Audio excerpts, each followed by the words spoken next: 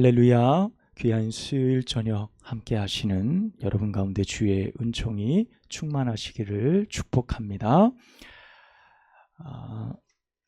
굴지의 다국적 커피 프랜차이즈들이 즐비하게 늘어서 있는 서울 한복판에 토종 브랜드, 우리 한국 브랜드로 커피 업계를 일구던 그런 기업이 있었습니다. 수많은 예비 창업자들의 어떤 굉장히 좋은 롤모델, 선망과 희망이 되었고요. 전국에 짧은 시간에 1000여 개의 매장을 운영할 만큼 성장하고 또 성공한 비결을 책에 담아 출간할 만큼 동종 커피 업계에서는 자리를 굳히는 듯한 그런 모습을 보였습니다. 그런데 얼마 지나지 않아서 2017년 7월 25일 창업자가 갑자기 자살을 하게 되고요. 또 자살을 통해서 드러난 경영난과 무리한 점포 확장, 그리고 높은 성공 신화의 자리에서 가장 낮은 자리까지 순식간에 떨어지고 말게 됩니다. 그로 인해서 9개월간의 뼈를 깎는 법정 관리를 통해서요, 매장 수 절반으로 다 줄이고 새로운 메뉴들로 대체하고 그렇게 해서 새롭게 일어서기를 꿈꾸고 있는 그런 커피 기업이 있습니다. 사람들은 이구동성 이야기를 했습니다. 한때 성공 가도를 달리던 기업이 어찌 이렇게 쉽게 무너져 내릴 수 있는가, 많은 의문을 갖기도 하죠. 하지만 우리는 삶을 살다 보면 우리 사회에 종종 그런 경우를 목격하곤 합니다.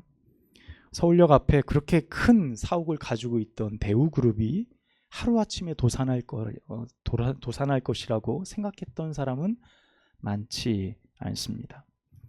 하지만 그것이 우연한 일이 아닌 모든 원인의 복합적인 결과다라는 사실을 이후에 우리는 발견하고 알 수 있게 되어집니다. 재력, 권력, 통치력, 이것은 사람이라면 누구든 탐내고 얻고 싶은 삶의 결과일지도 모르겠습니다. 아니 권력 없더라도 좋으니 최소한 재력은 소유하고 싶고 또 그렇게 살고 싶은 것이 보통 사람들이 살아가는 삶의 목적입니다. 그래서 우리는 오늘 본문 속에서 만나는 하만이라는 이 인물의 몰락이 남의 이야기처럼 들리지만은 않습니다. 우리가 서두에서 나눈 거대한 기업의 몰락의 모습이 꼭 하만이라는 인물의 몰락과 매우 닮아 있다라는 생각을 하게 되기 때문입니다.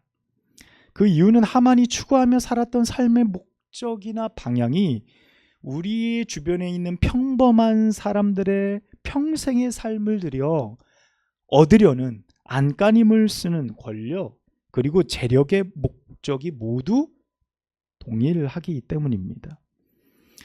우리가 에스더서를 나누며 다루었던 내용 중에 하만의 가문에 관한 이야기를 여러분 기억해 보시면 좋을 것 같습니다. 하만의 아버지의 이름은 함무다다라고 이야기를 하죠. 함무다다의 아들, 그 가문이 이 페르시아라는 제국 안에 깊이 뿌리 내리며 영향력을 행사하고 있는 지금의 시점을 볼 때 그가 어떻게 이 자리까지 올라올 수 있었는가를 생각해 보게 됩니다. 이는 페르시아 제국이 주변의 팽창 정책을 통해서 많은 부족들을 통합하고 그들을 정복해 버렸죠. 그 중에 하나가 이 함무다다의 아들 하만이 속해 있던 아말렉 족속이었습니다. 페르시아 제국의 편승에 힘이 없던 이 아말렉 족속은 살아남기 위해 페르시아 안에 깊숙이 들어가 그 세력과 함께하는 것이 그들의 매우 중요한 생존 전략이었습니다. 그렇게 제국의 변화에 민감하게 반응하고 통치자의 입맛에 충성을 다한 결과 하만의 가문은요, 페르시아 제국 안에서도 고위직에 오를 만큼 대단히 총애를 받는 가문이 되었습니다. 우리가 지지난주가 말씀 함께 나누었듯이 아하수에로 왕이 하만을 어떻게 불렀죠? 내 아버지, 나의 작은 아버지다 라고 여길 만큼 하만은 그에게 또한 페르시아 제국 안에서 대단히 큰 영광을 얻는 가문의 자리에 있었다는 것을 우리는 알 수 있습니다. 그러니까 하만과 그 가문이 그 자리에 오르기까지요, 여러분 얼마나 많은 어려움이 있었겠습니까? 뭐 아말렉 족속만 페르시아에게 편입된 게 아니거든요.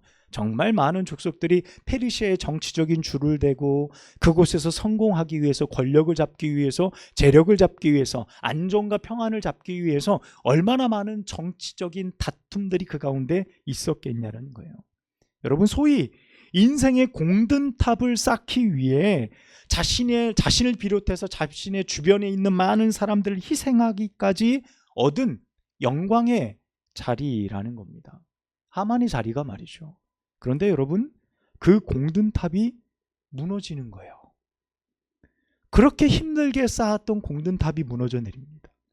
자신이 죽이려고 모든 계획을 세웠던 모르드게가 갑자기 아하수에로 왕에 의해서 왕의 버금가는 공신이 되어진 겁니다.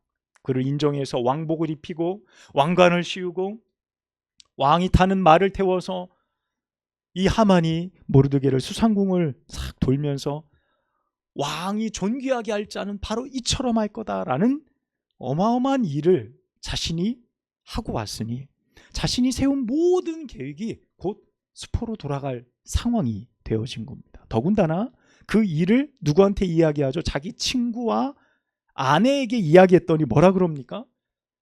당신은 아말렉 족속이고 저 모르드게는 유다 족속이기 때문에 당신은 저 유다 민족을 이길 수 없다라는 말까지 들을 정도였습니다. 그 말을 다 듣고 불편한 마음을 가지고 두 번째 에스더가 배설한 잔치자리에 참여하게 되죠. 그 잔치자리에서 무슨 일이 일어납니까? 오늘 우리 읽은 말씀처럼 하만의 모든 악행이 낱낱이 드러나게 되어집니다. 에스더와 모르드게를 포함하여 유다민족 전체를 몰살해 버리려고 하던 하만의 모든 계획이요, 왕 앞에 다 드러나요. 에스더의 눈물의 호소에 의해서 왕의 큰 진노와 맞닥뜨리게 됩니다. 그리고 결국 모르드게를 죽여 달기 위해서 자기 집 앞에 50규빗, 약 25m 되어지는 나무를 세웠는데 그 나무 위에 자신이 달려 죽는 처참한 신세로 끝나게 되어진다는 겁니다. 우리는 왕의 버금가던 한 사람, 놀라운 권력을 소유했던 하만이 이토록 허무하게 무너지는 것을 오늘 본문의 말씀을 통해 목격하게 돼요. 여러분, 왜 인간 사회에는 이런 일들이 반복되는 걸까요?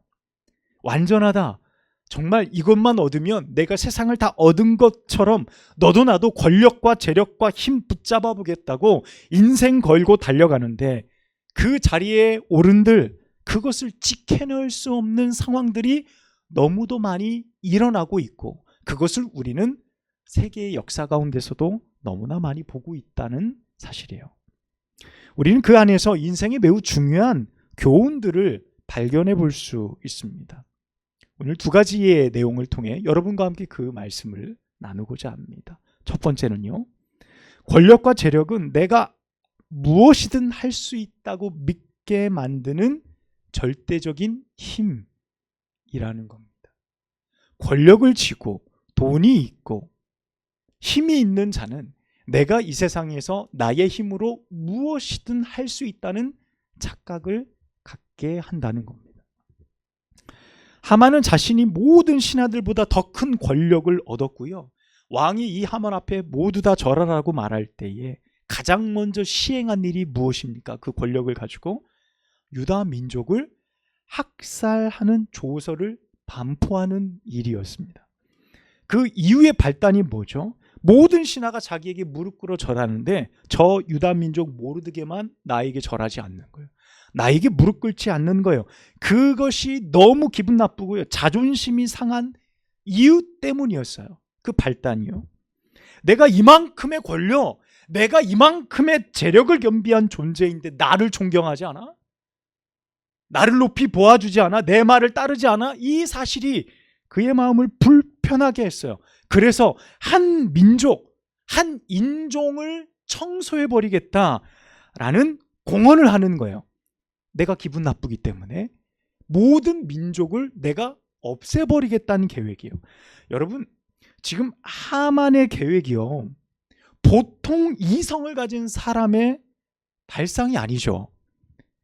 저 사람이 나를 기분 나쁘게 했다고 저 사람이 속한 모든 가문과 그 모든 것을 다 멸절해 버리겠다라고 생각하는 그 자체의 발상이 정상적이지 않아요. 그런데 권력을 가진 자, 그 권력을 절대로 신뢰하는 자들에게서 나오는 발상이라는 말이기도 해요.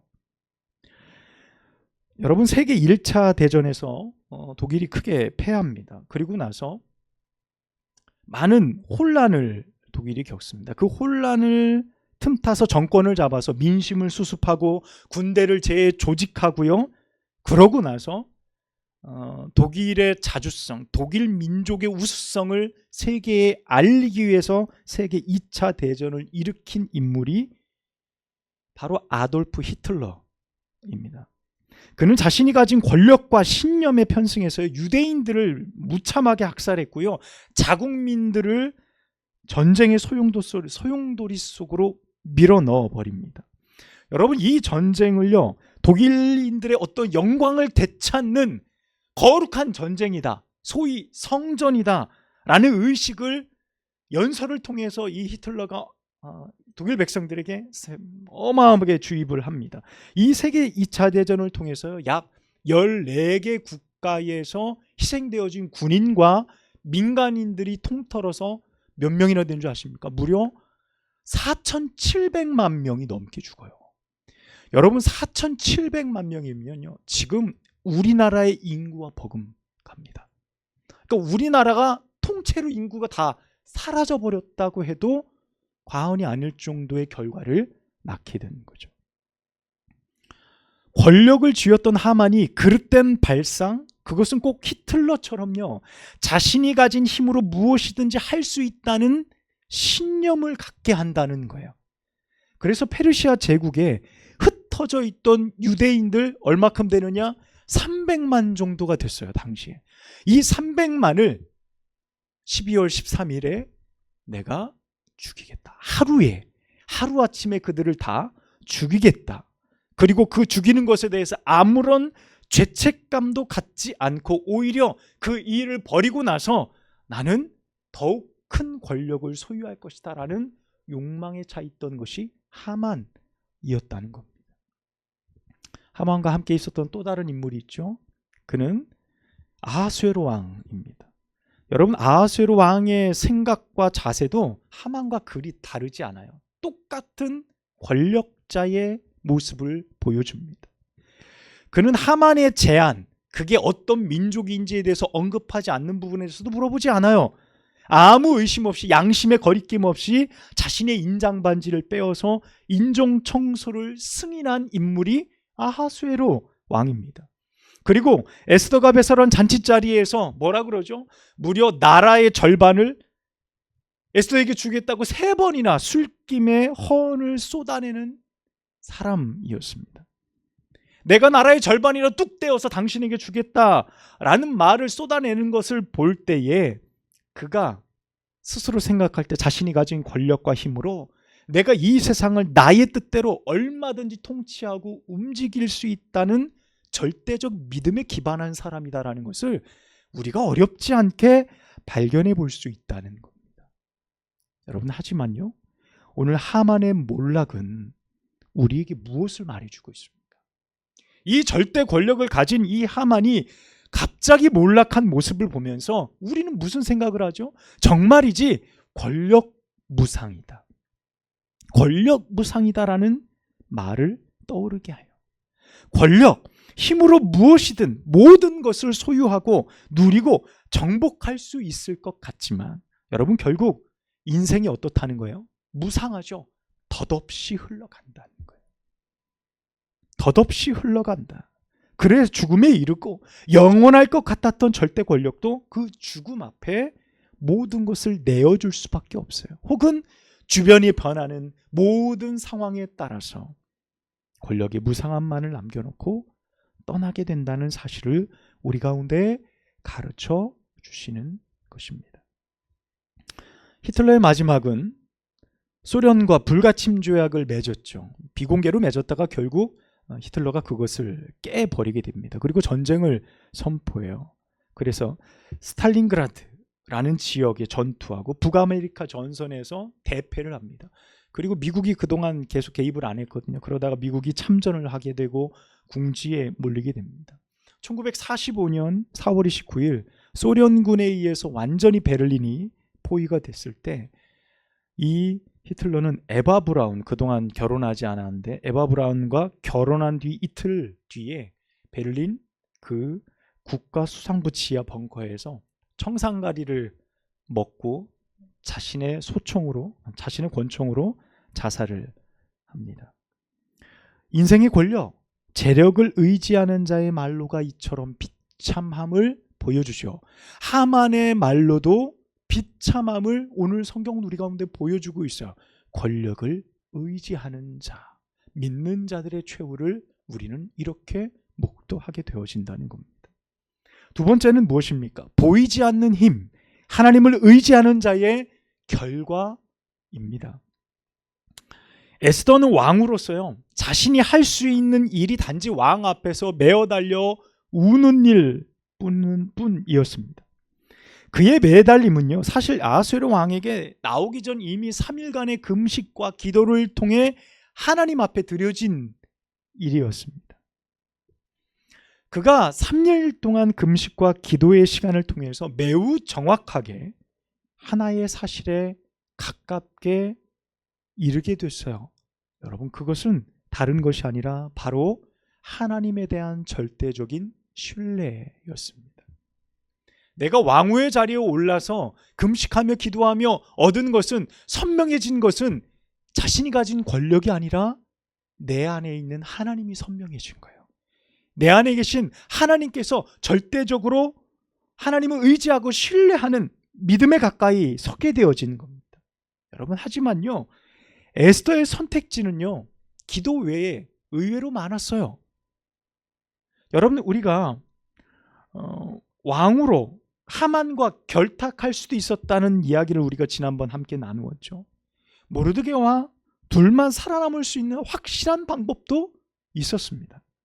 왕후가 가진 권력을 동원해서 무엇이든지 다양한 시도들 얼마든지 할 수 있었어요. 에스더도요, 하만처럼 말입니다. 우리가 에스더를 통해 발견할 수 있는 중요한 것이 무엇이죠? 여러분, 그가 약하고요, 힘 없는 왕후였기 때문에 금식할 수밖에 없었다가 아닙니다. 여러분, 우리가 에스더의 말씀을 보면서 에스더는 아무것도 할 수 없어서 그래서 금식한 거야 라고 생각하면 안 돼요. 여러분, 왕후였어요. 왕후가 가진 그 당시의 권력, 아하수에로 눈에 나라 절반이라도 떼줄 수 있을 만한 존재라니까요. 여러분, 그런 권력을 가진 에스더입니다. 에스더도 하만처럼 마음만 먹으면 권력을 취해 그것을 가지고 자신이 할 수 있는 모든 방법들을 동원한다면요, 얼마든지 다른 방법들이 있었다는 사실입니다. 여러분, 하지만 에스더의 모습을 바라보며 우리에게 이토록 그의 모습이 귀감이 되고 은혜가 되는 이유가 무엇이냐는 거예요. 여러분, 내가 어느 위치에, 내가 어떤 권력, 내가 얼마큼의 재력, 얼마큼의 돈을 소유하고 있다 하더라도 여러분, 내가 무엇을 더 신뢰하고 있느냐의 문제가요, 내가 처한 상황보다 훨씬 더 중요해요. 내가 어떤 권력을 소유하고 얼마만큼의 돈을 가졌느냐, 우리는 그게 너무 중요하죠. 저 사람이 얼마큼의 지위가 있느냐, 얼마큼의 돈이 있느냐, 그것이 나의 상황을 바꿔줄 거라고 우리는 절대적으로 믿지만, 여러분, 에스더를 바라볼 때요, 그가 선택한 방법은 그것이 아니었다는 겁니다. 이는 무엇을 말합니까? 나의 높고 낮음, 나의 소유의 많고 적음의 문제에서 자유로울 수 있는 유일한 방법을 우리에게 에스더는 가르쳐주고 있습니다. 왜냐하면 여러분, 이와 같은 관점이요, 세상의 권력과 돈 앞에 힘에 쏠려 있는 우리의 시각을 하나님께로 돌려놓는 시작점이 되어지기 때문에 그렇습니다. 만약 우리가 아하수에로의 말대로 나라의 절반을 얻을 수 있다고 한다면, 그것을 내가 얻는 유익이 있다고 한다면 우리는 하나님 앞에 기도할까요? 그 나라를 달라고 메어 달릴까요? 여러분, 얼마나 많은 사람이 나라의 절반을 선택할 것이며 얼마의 사람이 금식의 기도를 선택할 수 있겠냐는 거예요. 누군가가 내게 완벽한 권력을 내게 쥐어주면서 너는 이것을 의지하며 이것을 믿으며 살아라 라고 말할 때에 그 권력에 편승할 것인지, 아니면 그 권력을 선택할 수 있음에도 불구하고 하나님 앞에 기도하며 하나님을 의지할 것인지, 여러분 어느 편에 설 사람이 많을 것 같습니까? 여러분은 어느 편에 서시기를 원하시겠냐고요. 아마도 100이면 거의 모든 사람이 나라의 절반을 달라고 이야기하지 않겠습니까? 여러분, 그래서 왕 옆에서 자신의 권력을 뽐내는 자가 이길 것 같고요, 왕 앞에서 우는 자는 곧 죽임을 당할 것 같다라고 우리는 생각하는 거예요. 그 앞에서 아부하고 아첨해서 권력을 얻는 자가 결국 승리하겠지라고 생각해요. 여러분, 하지만 오늘 하나님의 말씀을 보십시오. 당장 죽을 것 같았던 상황에서 모든 것이 기적처럼 뒤바뀔 수 있는 것, 그 놀라운 기적이 일어난다는 사실을 오늘 성경은 우리 가운데 말씀해 주고 있다는 사실이에요. 할렐루야. 곧 우리가 가진 세상의 관점을 너희는 바꾸라. 너희의 관점을 바꾸라고 오늘 하나님은 에스더의 말씀을 통해서 우리 가운데 가르쳐주고 계십니다. 여러분, 6절 말씀 우리 함께 읽어보도록 합니다. 7장 6절 시작. 에스더가 이르되 대적과 원수는 이 약한 하만이니이다 하니 하만이 왕과 왕후 앞에서 두려워하거늘.